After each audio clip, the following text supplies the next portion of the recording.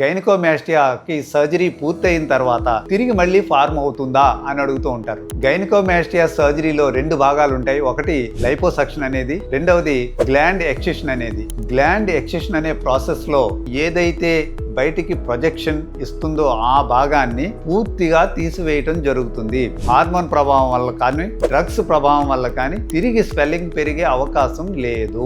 ఈ సర్జరీ చేసేటప్పుడు పేషెంట్ కి పెయిన్ తెలుస్తుందా అని అడుగుతూ ఉంటారు. గైనకోమాస్టియాకి సర్జరీ అనేది జనరల్ అనెస్థీషియా అంటే పూర్తిగా మత్తు ఇచ్చి చేయటం అనేది జరుగుతుంది. కాబట్టి ఆపరేషన్ చేసేటప్పుడు పేషెంట్కి ఏ విధంగానూ నొప్పి తెలియదు. ఆపరేషన్ పూర్తి అయిన తర్వాత మెలకు వస్తుంది. ఏం జరిగింది అన్నది పేషెంట్కి తెలియదు. మరి కొంతమంది అడుగుతూ ఉంటారు, నేను చాలా కాలం కష్టపడి జిమ్కి వెళ్ళి ఈ పెక్ మేజర్ అంటే చెస్ట్ ప్లేట్ బాగా పెంచుకున్నాను, ఎంతో కష్టపడి ఆ షేప్ తెచ్చుకున్నాను, ఇప్పుడు మీరు సర్జరీ చేయటం మూలంగా పెక్ మేజర్ మజిల్ని డిస్టర్బ్ చేసేస్తారా అని అడుగుతారు.